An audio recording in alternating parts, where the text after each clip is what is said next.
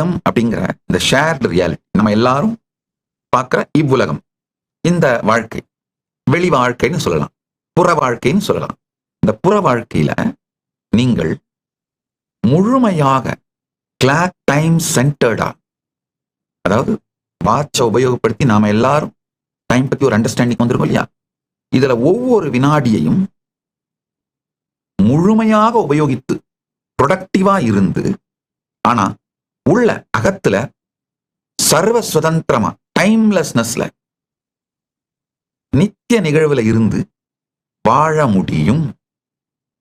அகமான subjective reality, அதுல நித்திய நிகழ்வில் காலம் கடந்த, காலம் அனைத்தும் நிகழ்கின்ற இந்த எட்டர்னல் நவ்ல நீங்க தான் திரைன்ற நித்திய நிகழ்வில் இருந்து கொண்டே இகத்துல ஒவ்வொரு வினாடியையும் முழுமையாக மேலாண்மை செய்து வாழ்வதும், பரத்துல இது ரெண்டையும் தாண்டிய காலத்தை பற்றிய பரம சத்தியங்களையும், எப்படி இந்த கால விரிவு நடக்குதுன்னு, அதாவது இங்க பூலோகத்திலிருந்து உயர உயர மண்டலங்கள் உயர உயர,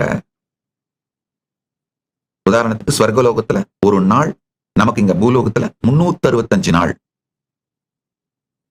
அதனாலதான் நடராஜ பெருமானுக்கு ஒரு ஆண்டிலே 6 வருஷம், 6 பூஜை, 6 அபிஷேகம் தான். காரணம் என்னன்னா, சொர்க்கத்திலே சொர்க்கத்துக்கான தெய்வம் அவர், அங்கிருந்து வந்தவர். அதனால சொர்க்கத்துல அவங்க 6 கால பூஜை பண்றாங்க. அததான் இங்க நம்ம வருஷத்துக்கு 6 அபிஷேகமா பண்றோம். இந்த கால விரிவை பற்றி புரிந்து கொண்டோமானால் அது ரொம்ப சுலபம் இல்லையா? கொஞ்சம் அதுக்கு கான்சியஸா எஃபர்ட் போடணும், டைம் போடணும், அவ்வளவுதான். இது எப்படின்னாங்கய்யா, 10 ரூபா கொடுத்து ஒரு லாட்டரி வாங்கி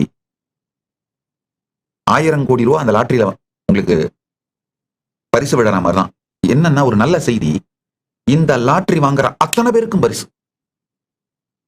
நீங்க மொத்தமா ஒரு 4-5 மணி நேரம், ஒரு 2-3 சத்சங்கம் ஸ்ரத்தையோடு இந்த காலத்தை பற்றி புரிந்து கொண்டீர்களானால்,